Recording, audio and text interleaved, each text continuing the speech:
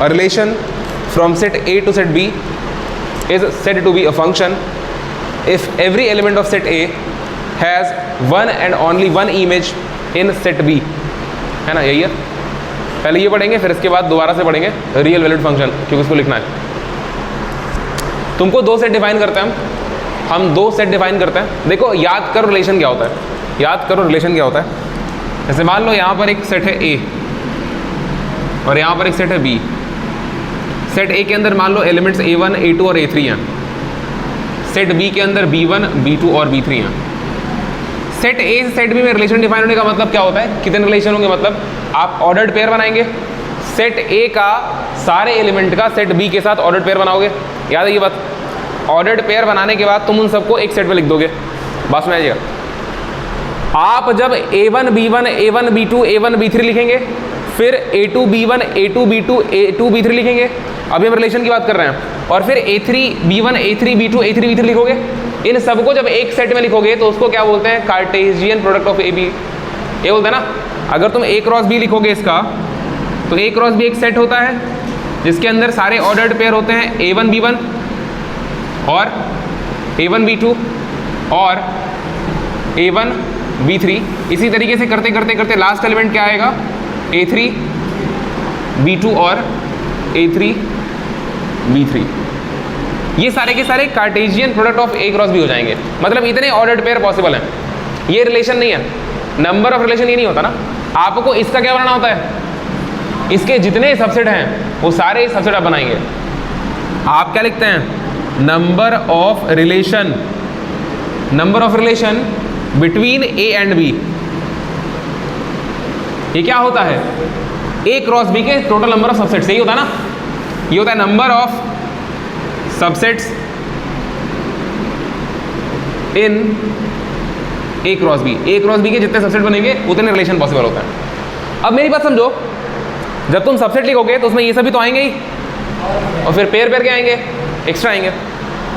देखो जब तुम रिलेशन लिखोगे तो तुम सोचो एक रिलेशन ऐसा होगा जिसमें A1 B1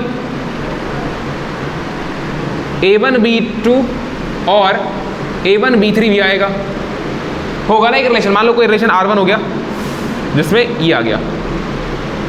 इसका मतलब क्या है, इस तरीके से A2 का भी आ सकता है, A3 का भी आ सकता है। इसका मतलब क्या होगा कि A1 जो है अकेले B के 3 एलिमेंट से एसोसिएटेड है। बस मेरी रिलेशन में ये ट्रू होता है। आपको पता है ना, जो सेट B है इसमें जो एलिमेंट आ रहा होता है उसको इमेज बोलते हैं। देखो अगर ये ऑर्डर पेयर बना हुआ है, ये फर्स्ट एलिमेंट ये सेकंड एलिमेंट, अगर ये ऑर्डर पेयर है तो इस वाले को इमेज बोलते हैं, और इस वाले को याद है क्या बोलते हैं, प्री इमेज बोलते हैं, प्री इमेज। डोमेन और रेंज भी कर सकते हैं, कोई दिक्कत नहीं। डोमेन और रेंज को हम लोग ज़्यादातर डिफाइन करेंगे फंक्शन के लिए, तो इसके लिए इसको प्री इमेज बोल रहे हैं, इसको इमेज बोल रहे हैं। बस में आ रही है। अगर ये प्री इमेज ये इमेज है तो A1 का एक और इमेज हो गया B2, और A1 का एक और इमेज है। एक ही एलिमेंट A1 का कितना इमेज है, 3 इमेज है। अब डेफिनेशन पढ़ो दोबारा से। डेफिनेशन में ये है कि आप फंक्शन तभी कहेंगे एक रिलेशन को जब A के एक एलिमेंट का सिर्फ एक ही इमेज होगा। बात समझ आ रही क्या, A के एक एलिमेंट का सिर्फ एक, मतलब ये रिलेशन है क्या, मतलब ये रिलेशन है क्या, ये तो रिलेशन है, लेकिन क्या ये फंक्शन है, ये एक फंक्शन नहीं है। फंक्शन क्या हो सकता है, बता रहे, रुक जाओ, जल्दी मत पढ़ो, समझो आराम से। बस एक बार ये समझ लोगे ना बहुत कुछ क्लियर हो जाएगा। उसी प्रकार से अगर मान लो ऐसा है कि सर A2 को हम B2 के साथ एसोसिएट किए और A2 को B1 के साथ एसोसिएट किए, तो क्या A2 B1 और B2 के साथ जो भी रिलेशन बनाया उसको फंक्शन बोलोगे? नहीं बोलोगे ना। फंक्शन भी एक प्रकार का रिलेशन ही है जिसमें सिर्फ एक क्राइटेरिया फॉलो होना होता है कि समझो, अब हम डोमेन रेंज की बात कर रहे हैं। एक डोमेन पर एक सिंगल रेंज आना चाहिए, लेकिन एक डोमेन पर एक सिंगल रेंज आना चाहिए। ये देखो, मान लो एक्स वाई जेड लिखा हुआ है और इधर 1 2 3 4 लिखा हुआ है। एक्स को 1 के साथ एसोसिएट किए और वाई को भी 1 के साथ एसोसिएट कर दिए और जेड को भी 1 के साथ एसोसिएट कर दिए। तो ऑर्डर पेयर क्या बनेगा, x, 1, y, 1 और z, 1। और मेरे क्या, अब ये अगर मान लो कोई रिलेशन है जो कि a से b में डिफाइन है R1, इसको फंक्शन बोलोगे या नहीं बोलोगे? क्यों नहीं बोलोगे? इसको फंक्शन बोलेंगे क्योंकि हमको सिर्फ एक बात से मतलब है कि डोमेन का सिर्फ एक रेंज होना चाहिए। x का सिर्फ एक ही वैल्यू आ रहा ना 1, x को सिर्फ 1 के एसोसिएट किया गया है, y को भी सिर्फ और सिर्फ 1 के साथ ही जोड़ा गया है, और z को भी सिर्फ और सिर्फ 1 के साथ ही जोड़ा गया है। ऐसा तो नहीं है ना कि x को 1 के अलावा 2 के साथ भी जोड़ दिया गया है। अलग अलग डोमेन का सेम रेंज हो सकता है, लेकिन एक ही डोमेन का बहुत सारा रेंज पॉसिबल नहीं है। इसी को समझने के लिए एक बात बताई जाती है जो कि हम बताते हैं। अगर मान लो तीर मारने का कंपटीशन है, अगर तीर मारने का कंपटीशन है, बाहुबली पिक्चर पे मत चले जाना। अगर तीर मारने का कंपटीशन है और सामने कुछ ऐसे मतलब बना के बैठा हुआ है, आपको हर बच्चे को एक समय एक तीर मारनी है, ठीक है? हर बच्चे को तीर मारनी है, मतलब एक बच्चा, मतलब बच्चे अभी भी तीर मारना सीख रहे हैं। एक बच्चा अगर तीर मारेगा, भले वो 3-4 तीर उठाए, एक बच्चा 2 तीर एक साथ मार ही नहीं सकता। पहले तो ये बात समझिए आप, एक बच्चा एक साथ 2 लोगों को तीर नहीं मार सकता है। एक बच्चा एक साथ 2 लोगों को तीर नहीं मार सकता है, आप समझिए। वो एक ही को मारेगा, लेकिन अलग अलग बच्चे एक ही चीज को तीर मार सकते हैं, ये पॉसिबल है। हम 3 लोग, 4 लोग, 5 लोग बैठे हुए हैं। अब अगर मान लो 5 लोग खड़े हैं इस तरीके से लाइन में, अपना अपना तीर धनुष लेकर के, और सामने 3-4 चीजें लगी हुई हैं, ठीक है? तीर मारना है, तो आप एक टाइम पे 2 अलग अलग चीजों को तीर नहीं मार सकते। बात में आ रही क्या? आप एक टाइम पे एक को तीर मार सकते हैं, और ये भी हो सकता है कि आपके बगल वाला उसी को तीर मारे जिसको आप तीर मारे हैं। ये भी हो सकता है कि तीसरा वाला भी उसी को तीर मारे जिसको आप तीर मारे हैं। बात में आ रही क्या? तो एक टाइम पर आप समझिए, एक इंसान एक ही को तीर मारेगा, लेकिन जिसको तीर मारी जा रही है उसको कई लोगों की तीर लग सकती है। बात में आ रही क्या? तो अगर ऐसा है, इस बात को हमेशा ध्यान रखना, कई बार काम आएगा ये आगे, कि एक आदमी 2 लोगों को तीर नहीं मार सकता। एक आदमी 2 लोगों को तीर एक साथ नहीं मार सकता, वो तीर एक ही को मारेगा। मतलब एक आदमी से 2 तीर नहीं निकल सकता। आपको रिलेशन में तो, अरे वही तो बात कह रहे हैं कि रिलेशन में तो मैथमेटिक्स है, ऑर्डर पे सारे बना दिए जाते हैं, लेकिन फंक्शन आप उन्हीं चीजों को बोलेंगे जिसमें एक वैल्यू रखने पर, मतलब एक आदमी सिर्फ एक तीर मारे। एक आदमी को 2 तीर मारना अलाउ नहीं, एक बार में आप एक ही तीर मार सकते हैं। इसको ऐसे समझिए आप, एक बार में आपके एनुअल फंक्शन में जो फंक्शन हुआ वहां पे आप तीर मारने की प्रतियोगिता में पार्टिसिपेट किए, आपको एक टाइम पे एक ही तीर मारना है। ऐसा नहीं करना है कि 2 तीर निकाल दिए, एक तीर कहीं और दूसरा कहीं और, ठीक है? आपको एक टाइम पे एक ही तीर मारना है। आप फ्री हैं, आपके सामने 4-5 चीजें लगी हुई हैं, आप किसी को तीर मार सकते हैं। मतलब किसी भी एक चीज पर, मान लो कोई लकड़ी है, आप किसी भी एक चीज पर तीर मार सकते हैं। तो 4-5 बच्चे तीर मारना स्टार्ट करेंगे तो एक ही तीर मार सकते हैं आप, ये तो अलाउ है। बस 2 तीर बच्चा मार नहीं सकता। अगर आप 2 तीर मार दिए तो फिर आप फंक्शन नहीं रहेगा, फंक्शन खराब हो गया ना। आप अपने स्कूल के एनुअल फंक्शन में गए थे, आप 2 तीर मार दिए तो एक तीर तो लगी निशाने पे, और दूसरा उसके बगल में खड़े किसी इंसान को लग गई, फंक्शन खराब हो गया। बात में आ रही क्या? अगर आप 2 तीर मारे तो फंक्शन क्या हो गया? खराब। बात में आ रही क्या? फिर आप बस एक स्कूल से रिश्ता रह जाएगा कि हम स्कूल में पढ़ा करते थे, आपको कर देगा सस्पेंड, ठीक है? आप समझिए इस बात को, बस रिलेशन रह जाएगा, फंक्शन नहीं रह जाएगा। फंक्शन का मतलब है आप एक ही तीर मारें, एनुअल फंक्शन खराब ना करें आप। अगर आप एक तीर मारेंगे, हम भी एक तीर मारेंगे, मेरे बगल वाला भी एक तीर मारेगा, एक और लड़की तीर मारेगी, एक और लड़का तीर मारेगा, सब तीर एक ही चीज को लग सकती है, कोई दिक्कत नहीं है। क्योंकि हम लोग तो बेसिकली हम लोग को ऑर्डर मिला था एक ही तीर मारना है, हम लोग सबको एक ही तीर सबको मार दी, मतलब एक ही इंसान को सारी तीर लग गई, वो अलग की बात है, ठीक है? लेकिन बच्चे को 2 तीर नहीं निकालनी है। जहां 2 तीर दिखी आपको, जहां 2 तीर दिखी वो फंक्शन नहीं है। समझ में आ रही क्या? एक तीर पर एक आंसर आया, ठीक है? एक तीर पर एक आंसर आया, ठीक है? मतलब मेरे हम जो तीर, मतलब मान लो हम मेरे तीर पे 2 लिखा था, मेरे तीर पे 2 लिखा था, हम मारे 4 नंबर वाले आदमी को। समझ में आ रही क्या? मतलब जो भी बना था ना सामने, हम 4 नंबर की लकड़ी मार दिए। मेरे बगल वाले जो तीर मारा उस पर -2 लिखा था, वो भी 4 नंबर वाले मार दिया। बस में आ रही क्या? तो फंक्शन होगा कि नहीं होगा? होगा। जैसे कि ये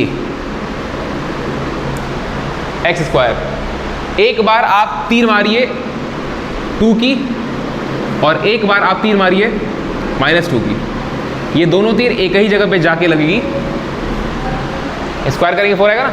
तुम समझ रहे हो हम क्या बोल रहे हैं, बात में आ रही है ना। ऐसी चीजें जिनमें अलग अलग वैल्यू रखो, आंसर एक आए कोई दिक्कत नहीं है, आंसर एक ही आए कोई दिक्कत नहीं है, आंसर 2 नहीं आना चाहिए सेम वैल्यू पर। आप एक वैल्यू रखे, आप रखे एक वैल्यू, तुम समझो आप रख एक वैल्यू रहे हैं लेकिन आंसर 2 आ जा रहा है। अरे आप तीर चलाए एक ठो, लगा 2 लोग को बगल बगल में खड़े थे, ये कैसे पॉसिबल है? इसीलिए हम बोले बाहुबली पिक्चर पे आप नहीं जाएंगे, बात में आ रही है? उसमें 3 तीर मारता है, तीनों सही जगह लग जाता है, ठीक है।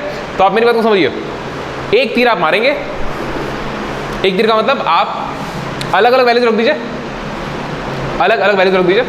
मतलब एक बच्चा 2 रखा इसके अंदर, एक बच्चा -2 रखा, दोनों का स्क्वायर के आंसर 4 आ गया, तो बोलेगा हाँ सर ये फंक्शन है, क्योंकि हम दोनों तीर मारे अपनी अपनी और एक ही इंसान को लग गया, 4 पर लग गया। तीर मारने का मतलब अंदाजा, निशाना नहीं चुका, आंसर 4 आ गया, बात में आ रही है? ऐसा पॉसिबल है। इसी प्रकार से एक और फंक्शन होता है mod x। mod x, mod बोलता है कि मेरे अंदर जो भी रखोगे उसको हम पॉजिटिव बना देंगे, तो तुम mod x के अंदर -1 रखो, आंसर कितना आएगा? +1, और mod x के अंदर +1 रखो तो भी आंसर कितना आएगा? तो mod x भी एक फंक्शन है, बस मेरी क्या अरे है ना। अब सुनो, अगर आपको ये बात समझ में आती है तो आपको हम दोबारा से ले चलते हैं कक्षा 9 पे, जहां पे एक डाउट क्रिएट होता है बच्चों के मन में कि √16 की वैल्यू +-4 क्यों नहीं आ सकती है? तुम समझ रहे क्यों नहीं आ सकती है? आप तीर मारे 16 की, लगा 2 लोगों को, आप एक ही वैल्यू रखे, आंसर 2 आ गए, बस मेरी क्या। √x एक फंक्शन होता है, समझो √x जो होता है ना वो एक फंक्शन होता है, उसका ग्राफ भी होता है प्रॉपर। देखो अगर मान लो y बराबर √x लिखा हुआ है, बच्चों को क्या लग रहा होता है कि सर एक काम करिए x बराबर रख दीजिए आप 64, बच्चे बोलते हैं सर y बराबर √64, अरे बस मेरी का, और y बराबर क्या हो गया सर? +-8। ये गलती हो जाती है, क्योंकि आप √x को फंक्शन बोल रहे हैं, √x फंक्शन होता है, √x को मैथ फंक्शन बोलता है, और फंक्शन का डेफिनेशन तो ये होता है कि एक सिंगल वैल्यू पे अलग अलग आंसर नहीं आने चाहिए, एक ही आंसर आना चाहिए, बस मेरी क्या। एक वैल्यू पे एक ही आंसर आना चाहिए, हो सकता है कि अलग अलग वैल्यूज पे भी सिंगल आंसर आ जाए, जैसा इस केस में हुआ, अरे बस मेरी क्या, जैसा कि इस केस में हुआ, लेकिन रेस्ट्रिक्शन क्या है कि एक वैल्यू पे 2 या 2 से अधिक आंसर नहीं आने चाहिए, और यहां पे वही हो रहा था, एक ही वैल्यू रखे 64, एक ही तीर मारे 64 नाम की, 2 अलग अलग लकड़ियों पे लग गया, एक लकड़ी पे लिखा था +8, एक -8, कैसे संभव है? ये तो सिर्फ रिलेशन में संभव है, फंक्शन में संभव ही नहीं है, बस मेरे के, इसीलिए ये आंसर गलत होता है। अब ये नहीं कि तुमको मान लेना है, +-8 आंसर आता है, आपको पता है ना कब आता है? +-8 आता है स्क्वायर वाले में, मतलब अगर फंक्शन ऐसा कुछ लिखा हुआ है, जैसे मान लीजिए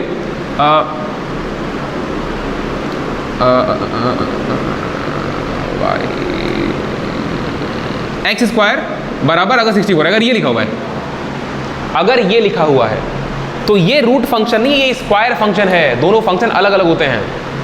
ये रूट फंक्शन है, स्क्वायर रूट, और ये स्क्वायर फंक्शन है,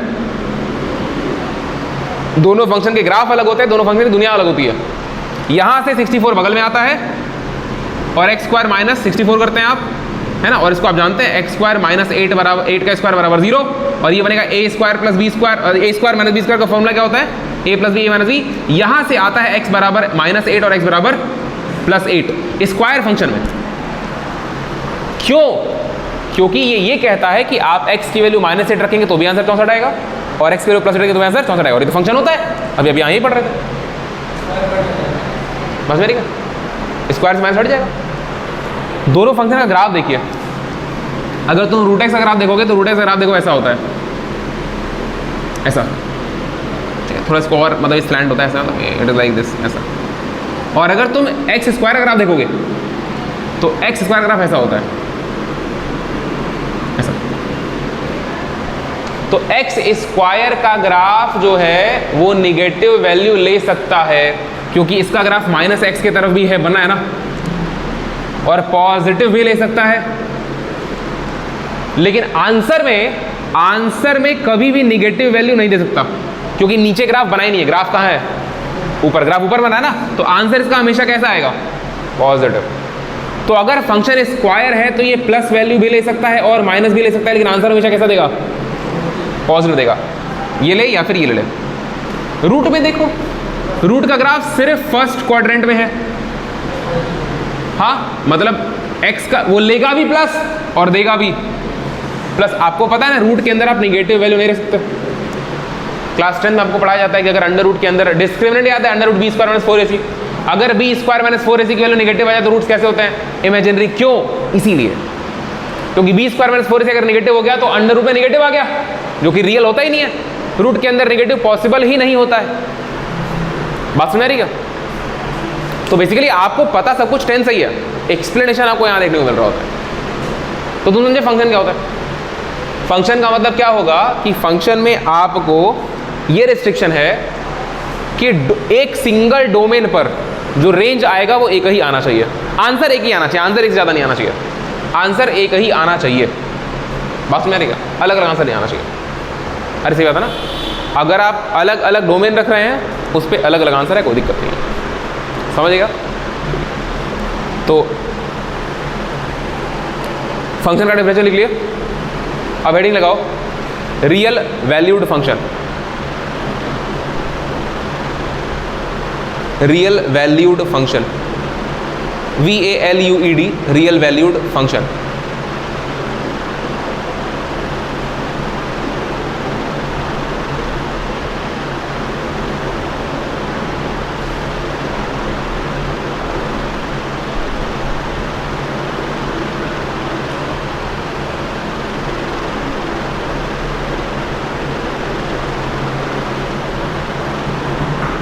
हो गया?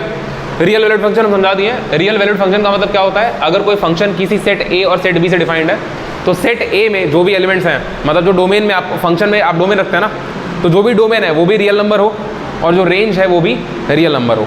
और होता ऐसा ही है। हम लोग जो देखो, एक 11 में चैप्टर आएगा कॉम्प्लेक्स नंबर। कॉम्प्लेक्स नंबर को छोड़ दो तुम, उसके अलावा आप जितने भी चैप्टर सॉल्व करते हैं उनमें जनरली क्या होता है कि आप रियल वैल्यू रखते हैं सवाल में और आंसर भी रियल वैल्यू में आता है।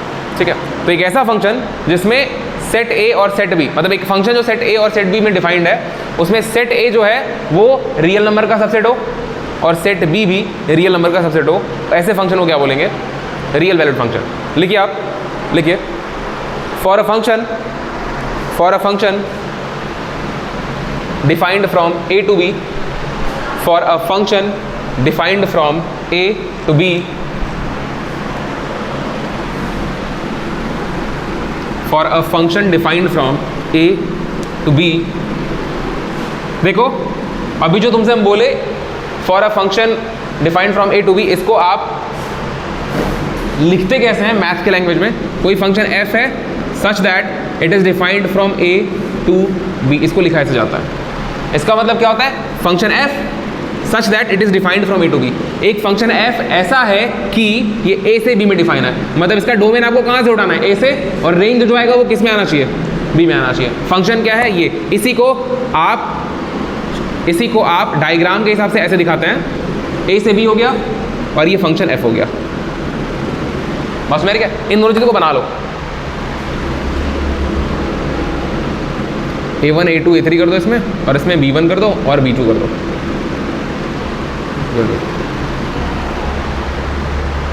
अभी हम कुछ डायग्राम बनाएंगे, आपसे पूछेंगे बताइए फंक्शन है या नहीं है। पहले इसको लिख लो, for a function defined from A to B,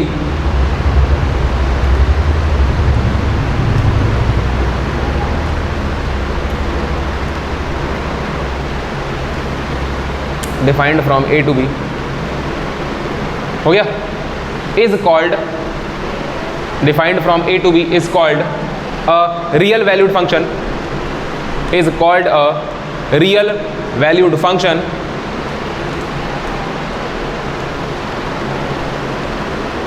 if A and B both are subsets both are, A R E वाला are, both are subset of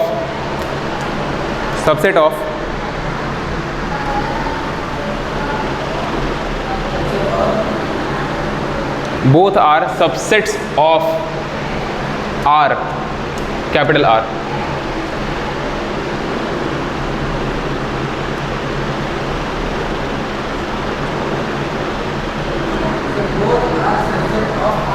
हाँ, सबसेट ऑफ R हो गया। इसमें थोड़ा सा ना और ज़्यादा प्रिसाइज अगर आप समझे तो इसको और ज़्यादा अच्छे से अगर बताया जाए तो मान लो हम दो केस आपको बता रहे हैं, आप दोनों नोट कर लीजिएगा, ठीक है। ऊपर की बात आपको बताया, अगर मान लो पहली बात, अगर सिर्फ B की चर्चा हो रही है कि जो B है वो उसके सारे B के जो एलिमेंट्स हैं, जो सेट B है वो बिलोंग करता है R से, रियल नंबर, ठीक है। अगर सिर्फ B रियल नंबर से बिलोंग करता है तो आप F को बोलेंगे कि ये क्या है, F is real valued function. और दूसरी बात, अगर मान लो A और B दोनों रियल नंबर है, A एंड B अगर ये दोनों बिलोंग करते हैं रियल नंबर से, मतलब रियल नंबर के सबसेट्स हैं, देन जो F है उसको रियल वैल्यूड फंक्शन नहीं, रियल फंक्शन ही बोल देते हैं। F is real function.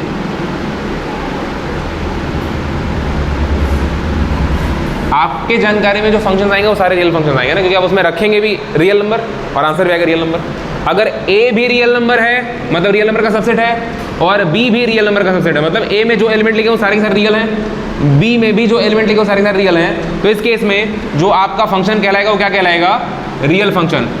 और अगर A की चर्चा नहीं कर रहा है, बस इतना है कि जो F का आंसर आ रहा है, मतलब फंक्शन के साथ जो आंसर रेंज आ रहा है, अगर सिर्फ वो रियल नंबर है तो उस केस में F को क्या बोलेंगे, रियल वैल्यूड फंक्शन, क्योंकि फंक्शन की वैल्यू कैसी आ रही है, रियल आ रही है। बात समझ आ रही है?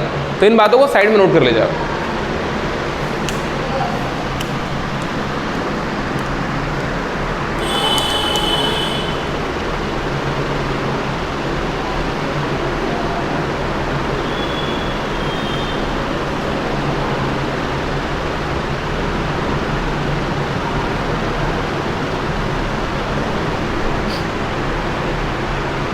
हम लोग अभी आई क्लास में फंक्शन का अगले क्लास में फंक्शन का पूरा क्लासिफिकेशन ही पढ़ेंगे, कितने टाइप्स के होते हैं, पूरा एक चार्ट बनाएंगे।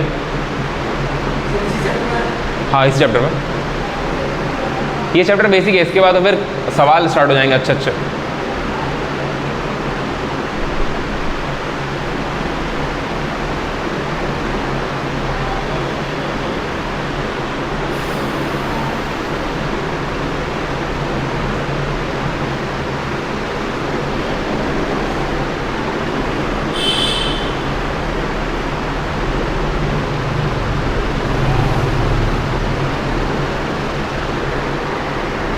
हो गया? चलिए, ये था फंक्शन का मतलब बेसिक्स, कि फंक्शन किस तरीके से काम करता है, फंक्शन क्या होता है। टाइप्स ऑफ फंक्शन लिखने से पहले इस पर कुछ सवाल करेंगे ताकि तुम्हारा जो ये फंक्शन टॉपिक है पूरा क्लियर हो जाए।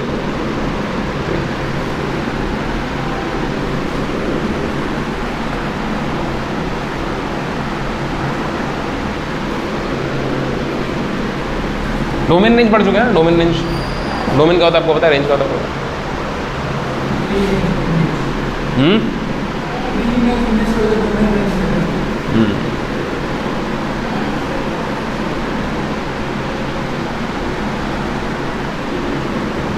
अभी डोमेन रेंज निकालना भी सीखना है, डोमेन रेंज निकालना भी सीखना है आपको। अच्छा देखो, दो चार सवाल करते हैं ना।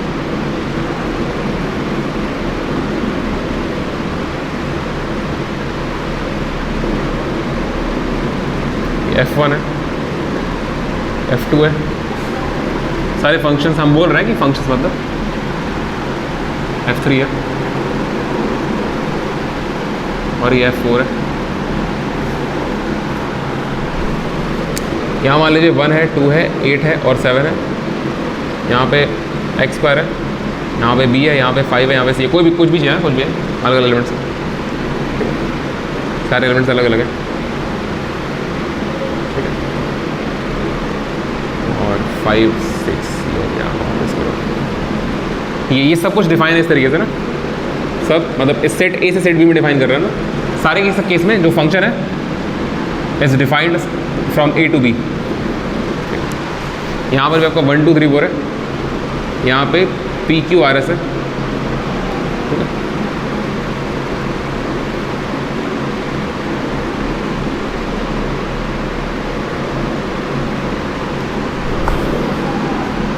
ए बी सी डी और 2 3 4 9, ठीक है। ए को और बी को इससे और डी को भी 3 जोड़ देना है और ए को 9 जोड़ देना है। 1 3 7 ये सब रैंडम नंबर हम कोई भी डोमेन ले रहे हैं और x y z और a। हर केस में ये जो बड़ा वाला a है वो डोमेन वाला सेट है और जो बड़ा वाला b है वो रेंज वाला सेट है।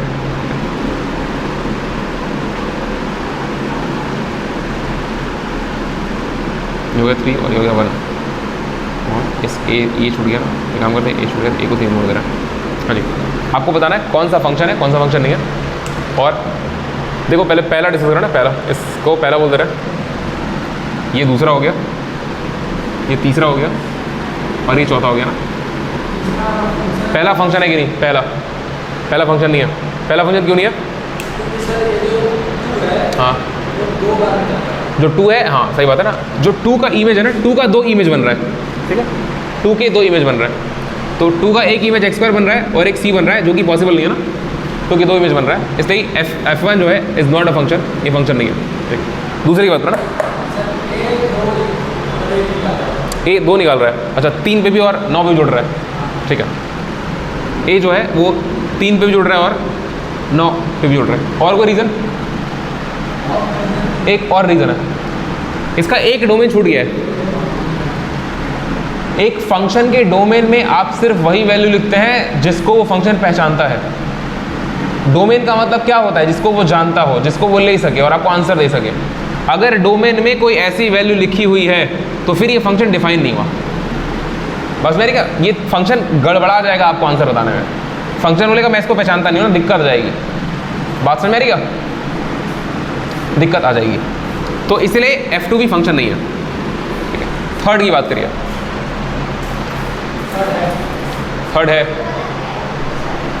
थर्ड है फंक्शन। यहाँ पे R बच रहा है, कोई दिक्कत नहीं है ना, R रह सकता है, कोई दिक्कत नहीं है, R रह सकता है। ये बिल्कुल इसी प्रकार से क्या फंक्शन में है और एक बच्चा तीर ना मारे, बोले हम तीर नहीं मारेंगे, ये यहाँ की बात कर रहे हैं।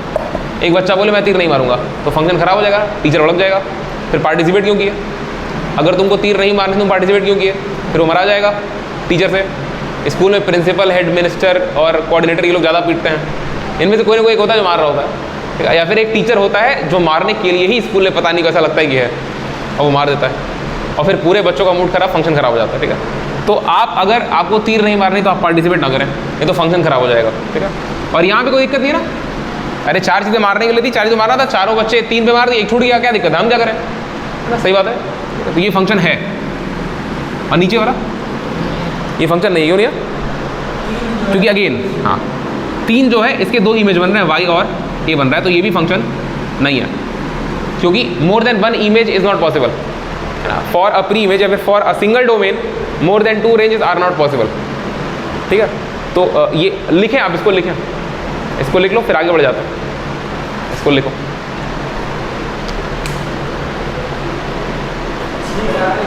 देखो ये लिख लो, ठीक है। एक काम करो, देखो ये लिख लो, ये वाला और ये वाला लिख लो, क्योंकि एक सही आंसर लिखना पड़ेगा, ठीक है। हाँ बस ये लिख लो और इसमें लिख देना कि इट इज़ नॉट डोमेन, है ना, it is not the domain, क्योंकि ये रिलेशन बना ही नहीं रहा है।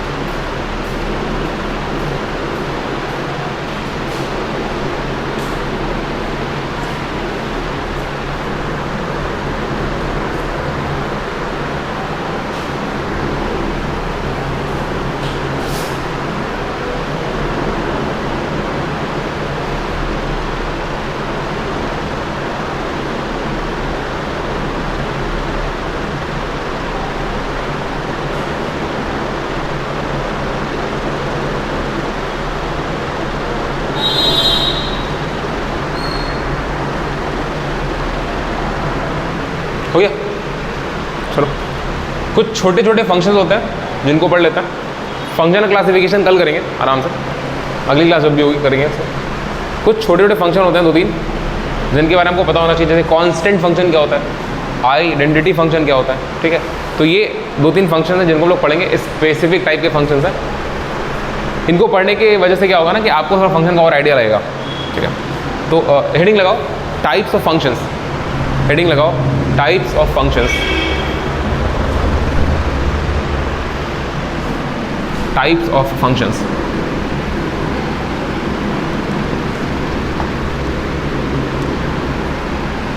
हो गया। टाइप्स ऑफ फंक्शन से पहला लिखो, मतलब टाइप्स ऑफ फंक्शन हेडिंग के अंदर पहली हेडिंग लिखो कॉन्स्टेंट से पहले आइडेंटिटी लिखो, identity function, identity function, identity function, identity function. Identity function को हम डिफाइन करते हैं। देखो हम लोग अब ज़्यादातर फंक्शन जो डिफाइन करेंगे वो A to B डिफाइन नहीं करेंगे, हम लोग R to R डिफाइन करेंगे, रियल टू रियल डिफाइन करेंगे। हम लोग रियल फंक्शंस पढ़ रहे हैं, आपके सिलेबस में रियल फंक्शंस हैं, ठीक है। कॉम्प्लेक्स फंक्शन आप नहीं पढ़ेंगे, बस कॉम्प्लेक्स नंबर वाले चैप्टर में थोड़ा सा, अभी तो बहुत ज़्यादा कट चुका है ना, चैप्टर बहुत छोटा हो गया कॉम्प्लेक्स नंबर। कॉम्प्लेक्स नंबर का चैप्टर बोर्ड के हिसाब से बहुत छोटा हो गया है, फिर भी जितना हमको जरूरी समझ आएगा आपको पूरा पढ़ाएंगे, क्योंकि ज़रूरी है ना वो, अगर कभी फ्यूचर में CUET दोगे या फिर जैसे JEE वगैरह दोगे तो उसमें ज़रूरत पड़ेगी। तो आइडेंटिटी फंक्शन देखो क्या होता है। आइडेंटिटी का मतलब क्या होता है, आपका आइडेंटिटी कार्ड होता है, ID कार्ड आइडेंटिटी कार्ड होता है। आइडेंटिटी कार्ड में आप ही की फ़ोटो लगी होती है, बस मेरी का आइडेंटिटी कार्ड में आप ही की फ़ोटो लगी होती है, मतलब कि जो आप हैं वही ID कार्ड में है, वही आपकी आइडेंटिटी है, बस मेरी का मतलब जैसे तुम हो वैसे उसमें फ़ोटो लगी है।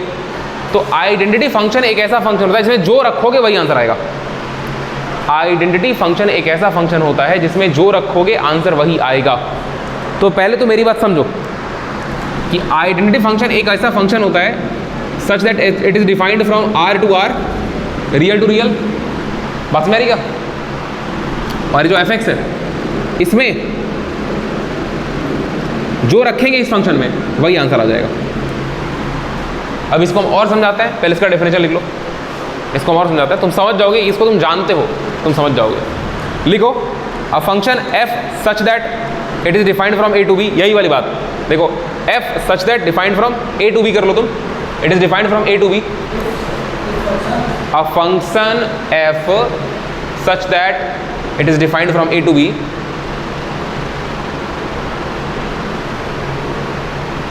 पास में आ रही क्या, defined from A to B where A and B belongs to R, where A and B belongs to R,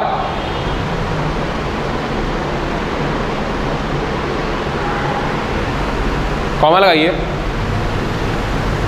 comma लगाइए, डिफाइंड बाई fx बराबर x,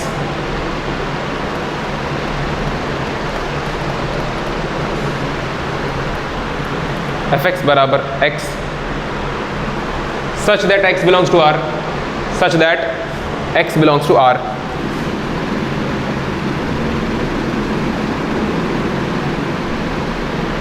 देखो इस फंक्शन का जो डोमेन होता है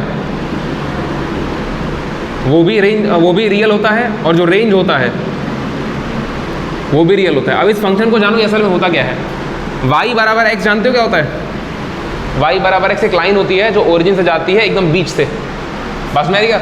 y बराबर x एक ऐसा फंक्शन है, y बराबर x एक ऐसा फंक्शन है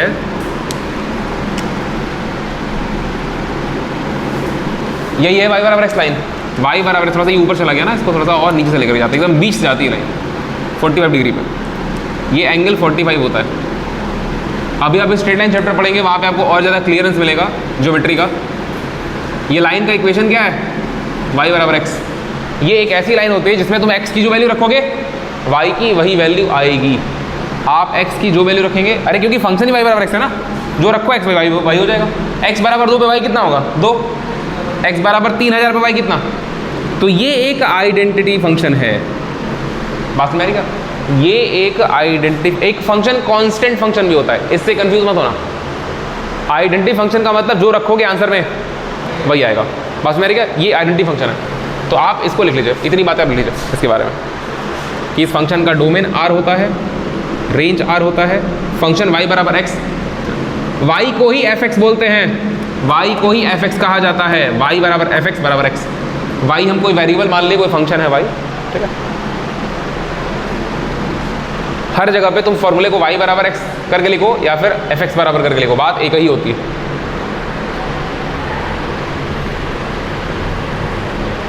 वैसे ज्ञान की बातें बहुत सारी होती हैं, लेकिन अपने काम की जो बात है आप सिर्फ वो समझिए।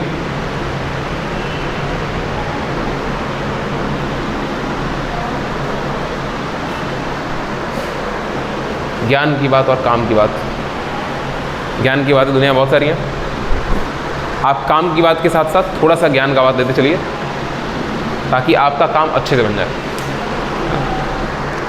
समझ गए क्या? आइडेंटिटी फंक्शन y बराबर x। अगला हेडिंग लगाओ, मतलब टाइप्स ऑफ फंक्शन में सेकंड लिखो constant function. Types of function में सेकंड लिखो constant function.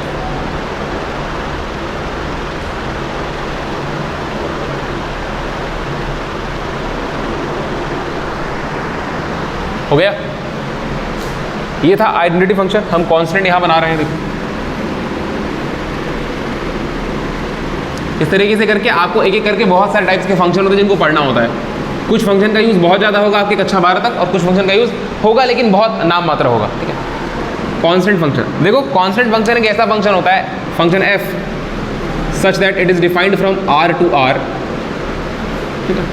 It is defined from r to r, मतलब इसका जो आंसर आएगा वो भी रियल नंबर में से ही एक होगा, और इसका जो डोमेन होगा वो भी रियल नंबर से ही होगा, ठीक है। r to r defined by fx बराबर c।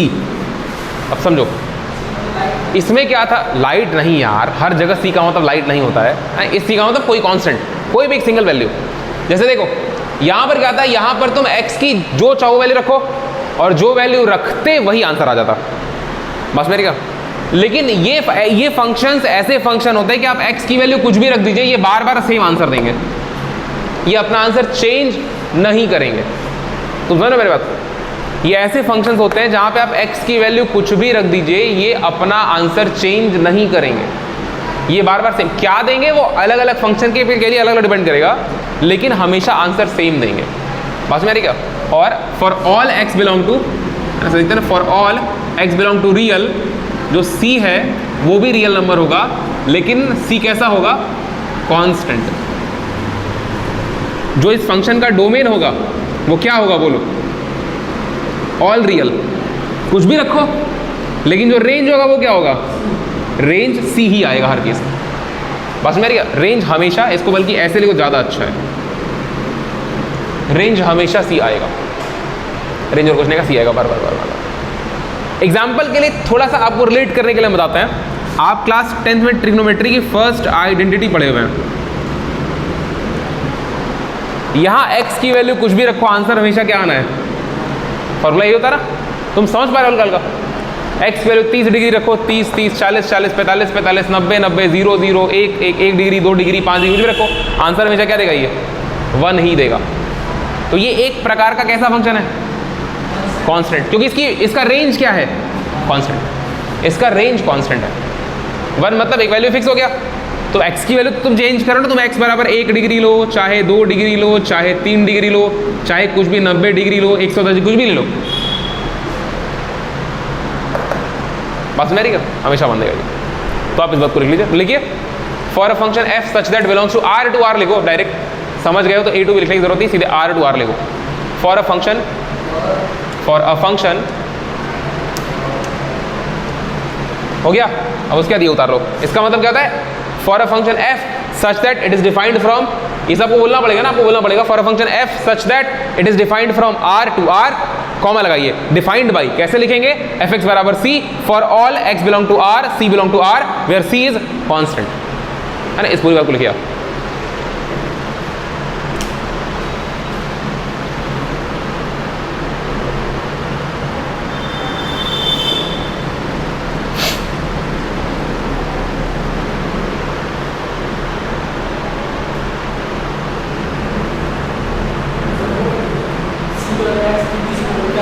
फॉर ऑल पढ़े हो सेट में, हाँ फॉर ऑल। फॉर ऑल का मतलब x के सभी मान के लिए।